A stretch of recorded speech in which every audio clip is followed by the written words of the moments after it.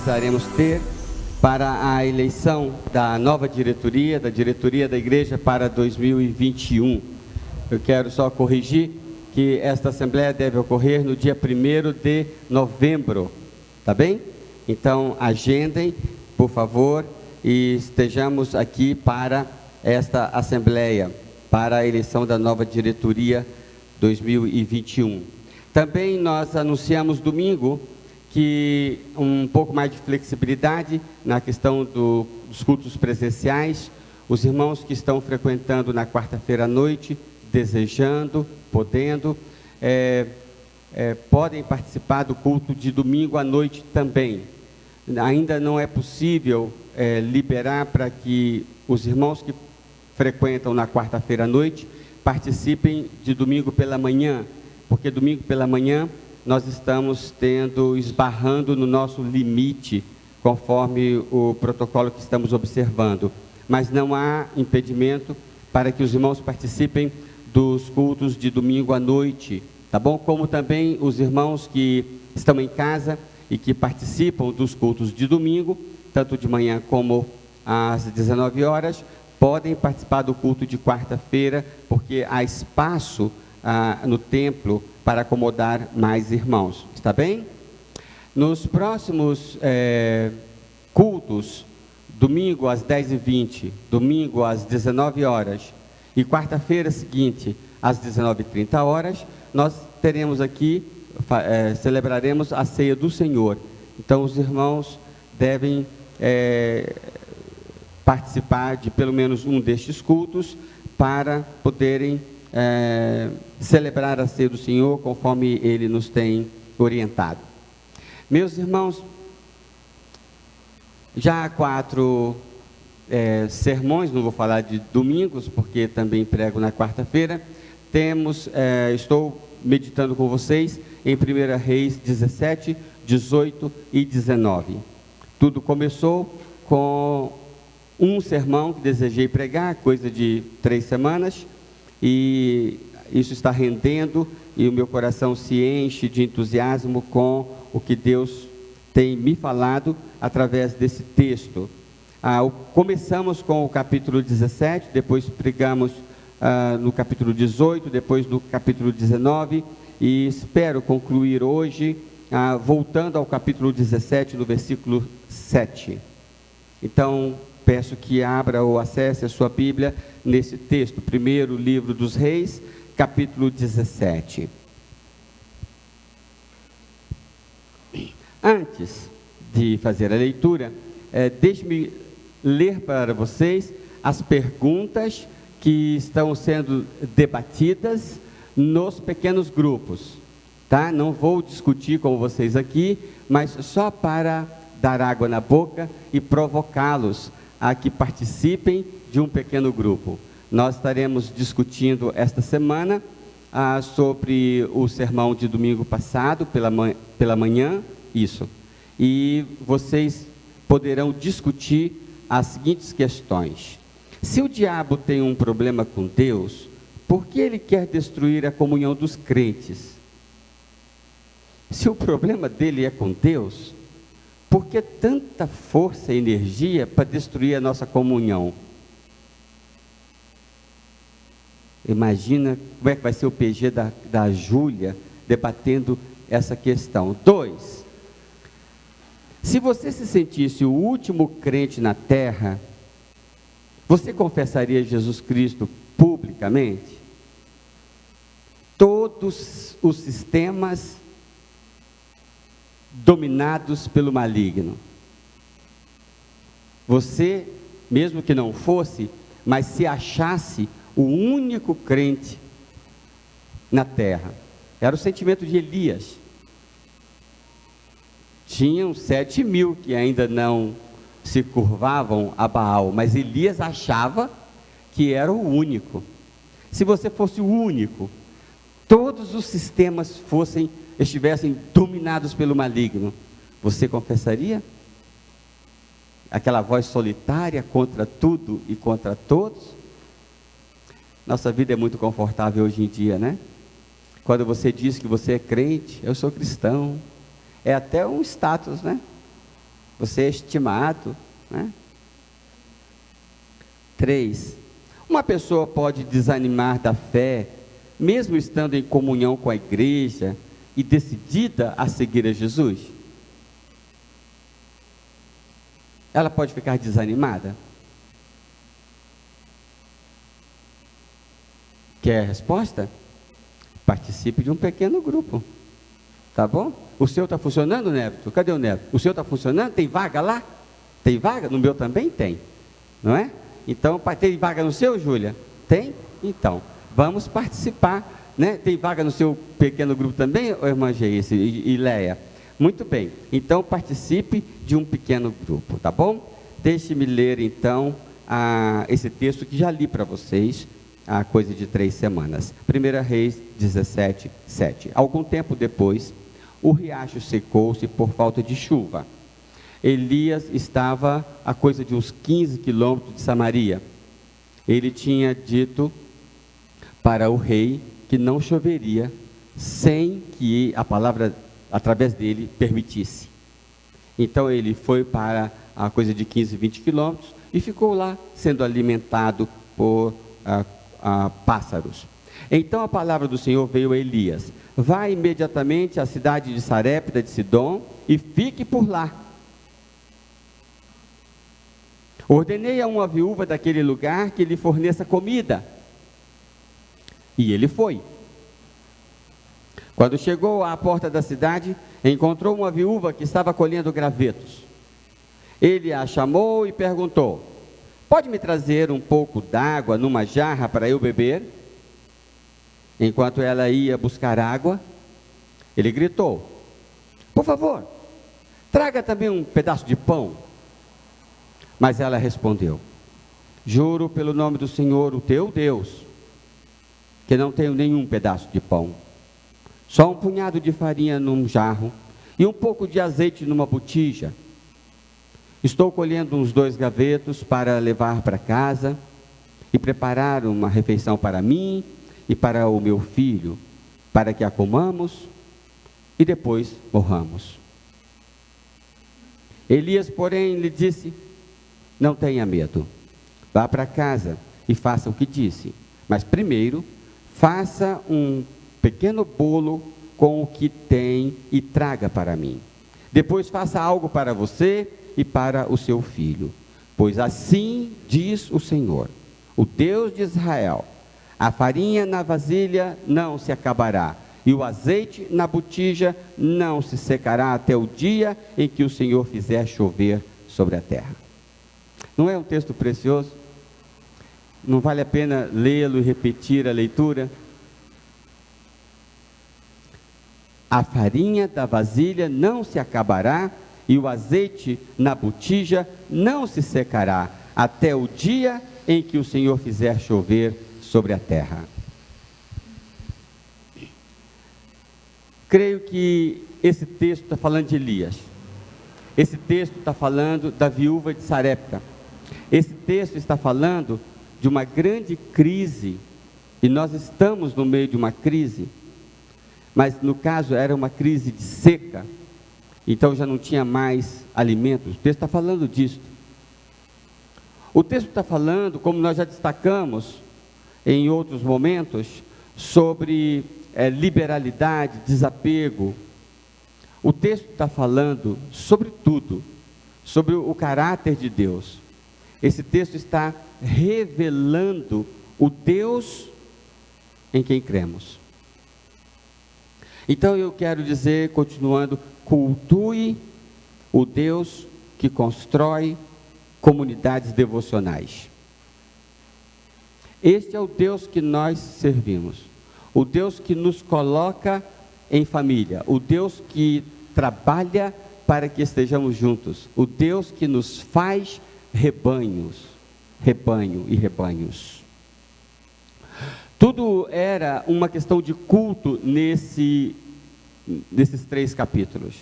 E nós vamos observar que o clímax, no alto de um monte, um culto está sendo oferecido, 2 grupos estão oferecendo cultos, um grupo de Baal e Elias ali sozinho, representando o culto ao Senhor.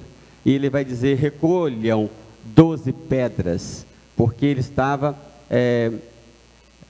invocando, ele estava trazendo à memória o culto ao Deus de Israel.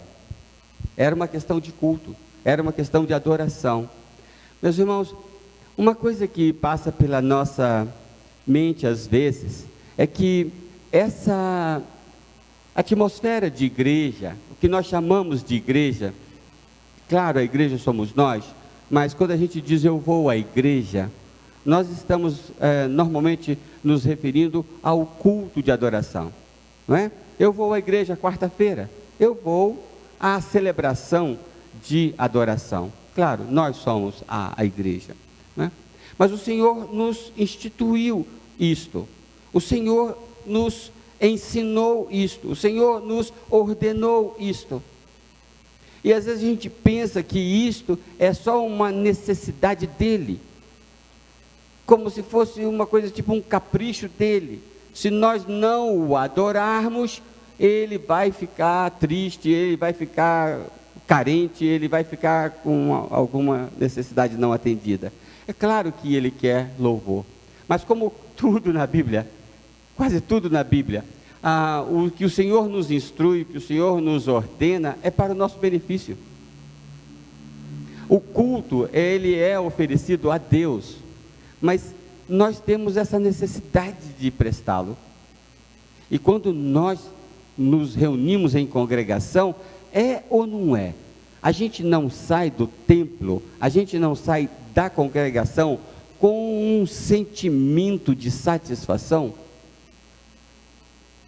Eu já tive momentos em que eu não tive vontade de ir ao culto. Você já teve também? Preferiria ficar em casa, de pijama, já teve? Já teve, é claro que fala a verdade, não é? Não é? Tem que vestir roupa, vou ter que fazer barba.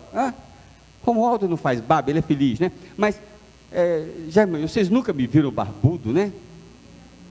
Não querem, com certeza, né? Mas a gente gosta de ficar em casa, esse é o fato, não é? Mas alguma vez você veio ao culto, querendo ou não querendo, e saiu do culto, assim, para que eu vim? Nunca, pelo menos comigo, 40 anos, eu nunca saí do culto com a sensação diferente do que a de realização, de satisfação, né, de coisa gostosa. Por quê? Porque atende uma necessidade nossa. A gente aqui é teimoso. A gente toma refrigerante sabendo que faz mal. A gente come doce demais sabendo que é ruim. A gente sabe o que é bom, não é? E não faz, mas a gente sabe que aquilo é importante. Como fazer exercícios, né? Tomar água. Então, o culto ao Senhor, ele é uma necessidade nossa. E a gente pode instruir a nós mesmos. Nós podemos nos instruir. E então a gente pode dizer para o nosso próprio coração, a nossa própria mente, alguém já disse que se eu fizer algo 21 dias seguidos, aquilo torna um hábito. Então eu quero desenvolver hábitos que eu reconheço serem bons. Então o culto, ele é para o Senhor, mas ele é uma necessidade minha. E o que esse texto está dizendo, pelo menos para mim, que este é o nosso Deus, que nos coloca em culto. Quando o Senhor Jesus veio e renovou todas as coisas, renovou o próprio povo que ele tinha instituído com um duro trabalho, né? Tirou do Egito, aquela coisa toda. Olha o trabalho que deu para poder constituir um povo que pudesse ser chamado meu povo, povo do Senhor, né? Aí vem a encarnação e o Senhor Jesus renova este povo. O que ele faz? Fiquem reunidos ali. E ele aparece a esse povo aos domingos, né? No domingo. Por que ele não apareceu no domingo, na segunda e na terça? E na quarta? Não, ele apareceu no domingo, no outro domingo, no outro domingo, e parece que no quarto domingo também. Porque estava introduzindo um conceito de nos reunirmos. Esse é o nosso Deus, o Deus que nos reúne. Aquela viúva estava lá sozinha. Aquele profeta, sozinha com o filho dela. Eu já disse aqui, até a família parece que tinha ido embora, né? O profeta estava lá embaixo, olhando no mapa, né? Estava lá embaixo, também sozinho. E o texto diz que o Senhor virou para ele e disse: vá imediatamente para a cidade de Sarepta de Sidom, lá em cima, a terra de Jezabel. Agora é muito interessante que ele chega, e quando ele chega à porta da cidade, ele encontra exatamente a viúva. E Deus tinha dito para Elias: eu ordenei aquela viúva. O que Deus está fazendo aqui é reunindo duas pessoas, ou três, né, no caso. E depois aquele grupinho, aquele PG aumentou, porque era a viúva sozinha com o filho, agora era a viúva com o filho e Elias, né? E 2 versículos depois diz que a família dela, provavelmente o PG cresceu. O Senhor atendeu necessidade dos dois. Você pode imaginar aquele pastor lá perto do rio, comendo pão, tomando água lá que o Senhor providenciava, sozinho. Sabe o que é ficar sozinho por longo tempo? Não é bom. Não é bom que o homem esteja só. Isso aqui não é sermão de casamento, não. Nós não fomos criados para ficarmos sozinhos por longo tempo. E às vezes ficamos sozinhos, mesmo estando com um monte de gente ao nosso redor. Mas Elias estava literalmente sozinho. E a viúva também se sentindo sozinha. E então ele une os dois. Vá imediatamente. Eu amo essa palavra, porque era uma necessidade. Algumas coisas são urgentes. Ontem eu passei um pouquinho de mal, alguma coisa não caiu bem, então tive que entrar numa dieta alimentar, que eu já tenho o meu esqueminha, né? Quando foi hoje na hora do almoço, meus irmãos, eu estava num desespero de fome, mas num desespero que parecia que eu ia morrer, estava até tremendo de fome. Necessidades básicas doem, né? Quando você está com sono, você já viajou? Eu já viajei muito por esse Brasil afora, por esse mundo afora, que você fica aí 20 horas sem dormir, 30 horas sem dormir, hein, Romualdo, dirigindo, né? Os olhos estão vermelhos, né? E o que você não daria para um colchãozinho, né, de 15 conto, para você deitar num lugar, né? Quando você está com sono, quando você está com fome, quando você está com saudade, quando você precisa ter gente para conversar, ter amigos para poder abraçar. Nessa pandemia, nós estamos vendo a intensificação dessa necessidade de conversar, de abraçar, de tocar, de ver, não é? Especialmente os nossos idosos e as nossas crianças. Mas o Senhor, meus irmãos, criou a igreja, criou o culto, criou a assembleia solene para atender necessidade nossa. Portanto, quando você que está em casa em especial, alguns dos que estão em casa, né?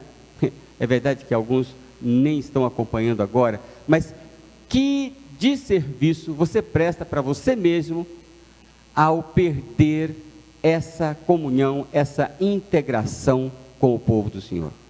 É verdade que algumas comunidades de fé vivem muitos problemas relacionais, e então fica difícil essa integração. Mas não é o caso da nossa igreja e de muitas outras igrejas, que são ambientes relacionais bons, saudáveis, que edificam, que constroem, né? Então é importante ter consciência disso. Nós adoramos um Deus que nos faz comunidade, que nos faz povo, que nos coloca juntos.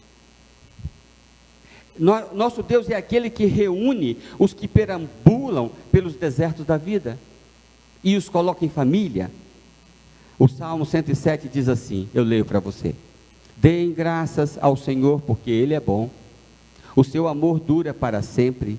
Assim o digam os que o Senhor resgatou, os que livrou das mãos do adversário e reuniu de outras terras, do Oriente e do Ocidente, do Norte e do Sul.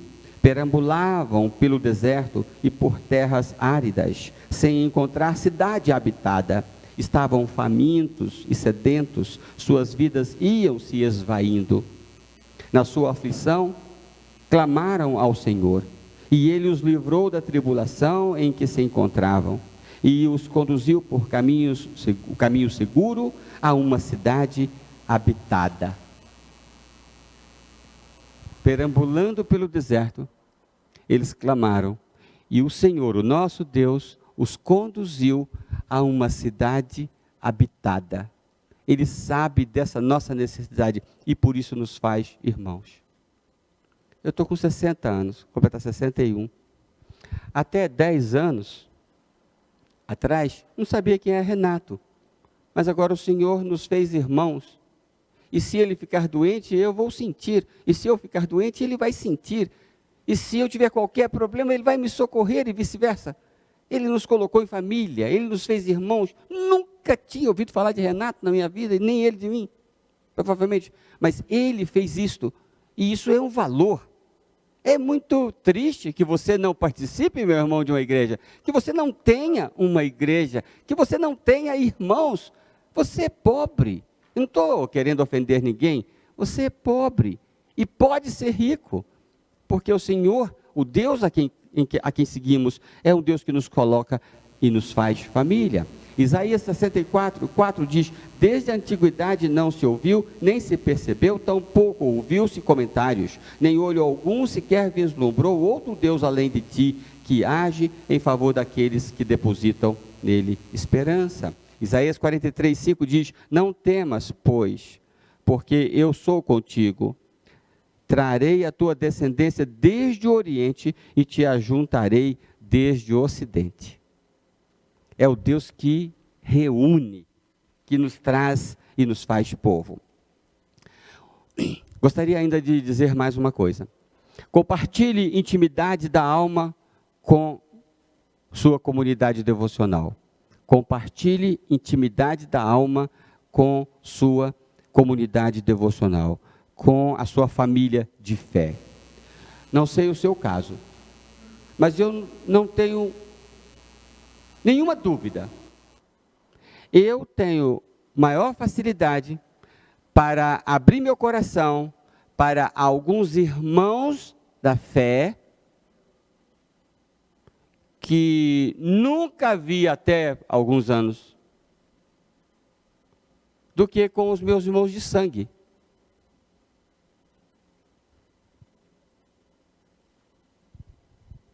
O que é isto? Deus faz isto. Sabe o que aquela viúva falou para aquele pastor? Ela abriu a alma dela. Sabe o que ela disse? Estou planejando objetivamente desistir. Com quem você falaria um negócio desse? Se você estivesse planejando objetivamente desistir, com quem você falaria? E olha, irmãos, o percentual dos que estão planejando objetivamente, ou que objetivamente estão planejando desistir, é assustador. É assustador. Agora, quer coisa mais triste do que você objetivamente planejar desistir e não ter a quem contar isto? O que pode mudar? Qual é o grau de urgência, de intensidade e de peso desse tema? Quanto de diferença faz, se já que é um fato, que o percentual de pessoas que objetivamente planejam desistir seja tão assustadoramente alto? Qual a diferença, qual o valor da diferença da pessoa ter alguém com quem compartilhar e não ter alguém com quem compartilhar? Aquela adolescente que está lá, num apartamento na cobertura, na Barra da Tijuca, com tudo que o dinheiro pode oferecer, e ela está planejando desistir. E ela não tem uma igreja, ela não tem amigos, ela tem coleguinhas de farra, mas ela não tem amigos para abrir a alma. Aquela viúva virou para Elias e disse: estou objetivamente planejando desistir. Não vejo mais saída para mim. Eu não tenho mais para onde ir. Eu não tenho mais o que fazer. E Elias vira para ela e diz: não tenha medo. Aí é que muda tudo. Dela poder compartilhar, abrir a alma para alguém do Senhor. Olha que diferença faz, né? Poder abrir a alma para alguém que teme o Senhor. Que bênção é eu ter amigos devocionais. Amigos que oram, amigos que creem, amigos que podem me ouvir e me dar uma palavra do Senhor, não uma palavra de guru, que tão pouco, às vezes, faz, mas ele vira e diz: não tenha medo, assim diz o Senhor, não vai ser conforme você está vendo, vai ser diferente, porque quando o Senhor entrar na sua vida, quando você tomar consciência dessa presença do Senhor, que Ele está aqui, aqui não é chamada terra do Senhor, mas o Senhor está aqui, né? Não tenha medo, obedeça, creia, a farinha não vai acabar, o azeite não vai secar, e diz a Bíblia que ela fez assim. Se ela fez assim é porque ela creu, não é? E a farinha não acabou, e o azeite não secou. Não é? Compartilhe intimidade da alma. Meus irmãos, nós precisamos aprender isto.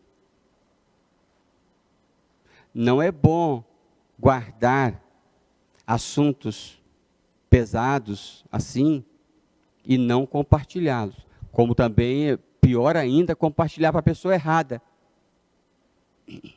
Mas compartilhe com o pastor. O pastor pode ser o líder do seu pequeno grupo, pode ser o professor da sua EBD, pode ser um diácono da igreja, pode ser um jovem que você acredita que ele segue a Jesus direitinho, mas compartilhe isso com aquele que pode representar o Senhor perto de você.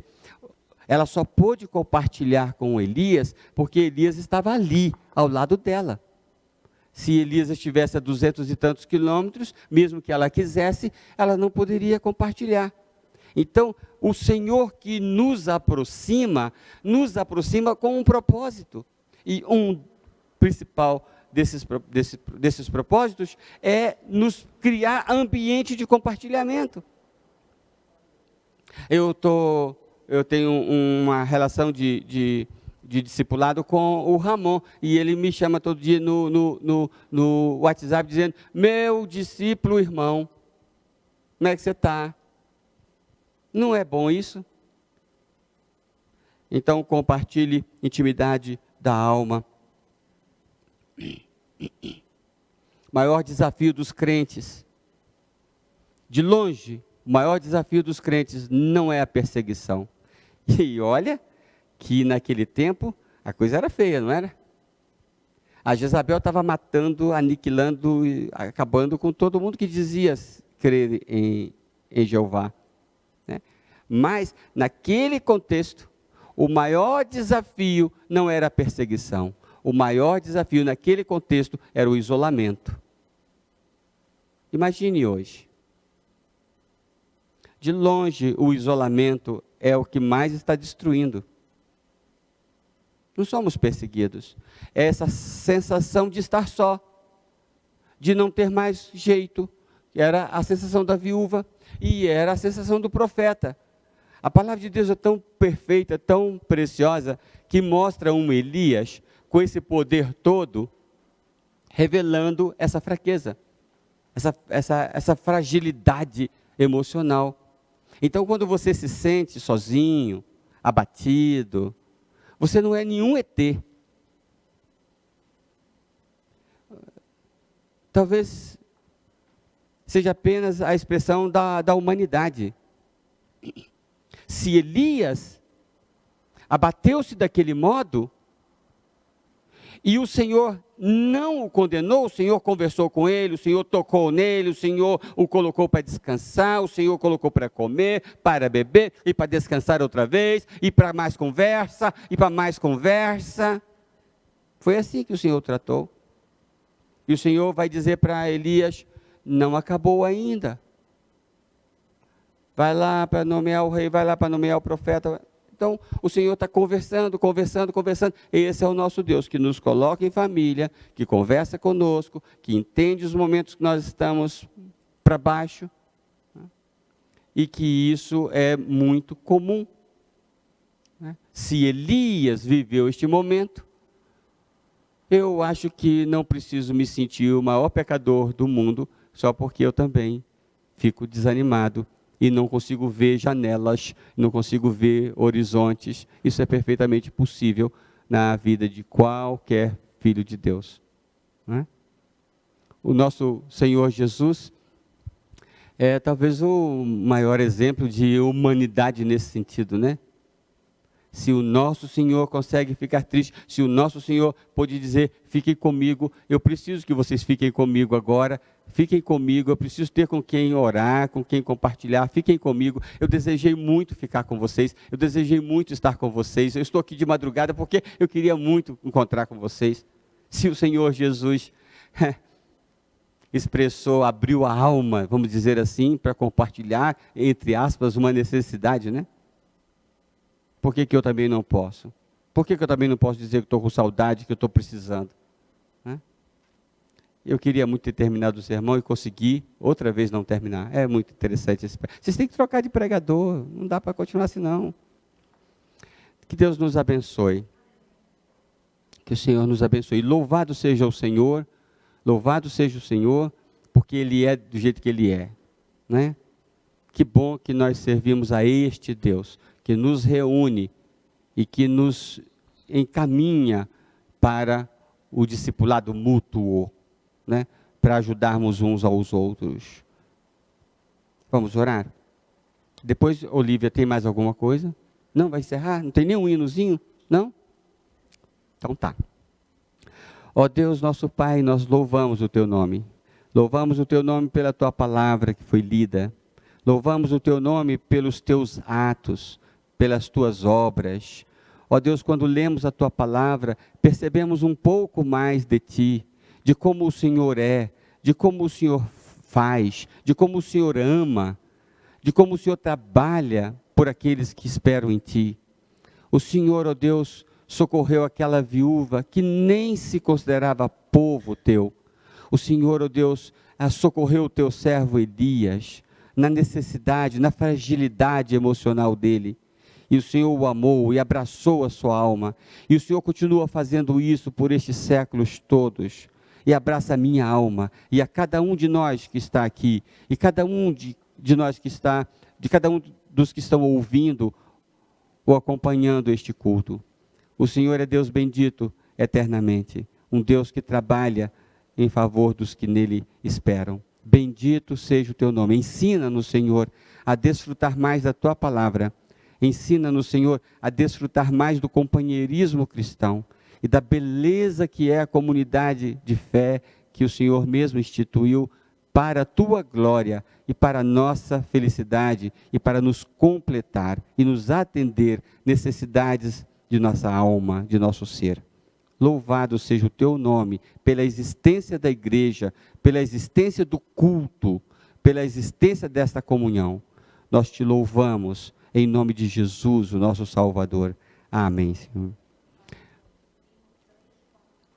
344, agora eu gostei. Vamos terminar o nosso culto cantando 344, irmã Geice, irmãos dos instrumentos, se podem, nós vamos cantar 344 do cantor cristão. Do cantor cristão?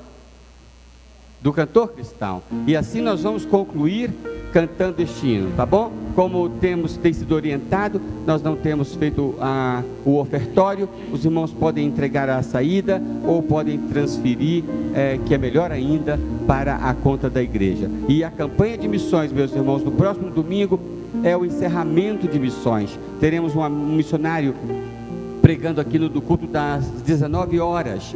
e então entreguemos. Quem não entregou ainda, eu gosto de entregar no começo da campanha. Vocês estão vendo ali que deu 20 mil, é porque eu entreguei minha oferta, tá, irmã Geisa? Eles acreditam, né? Então, domingo é o dia de você entregar a sua oferta ou fazer a transferência, tá bom? Vamos estar em pé, porque cantamos melhor em pé, não é? E assim, depois do hino, o pós-lúdio, encerrando o nosso culto.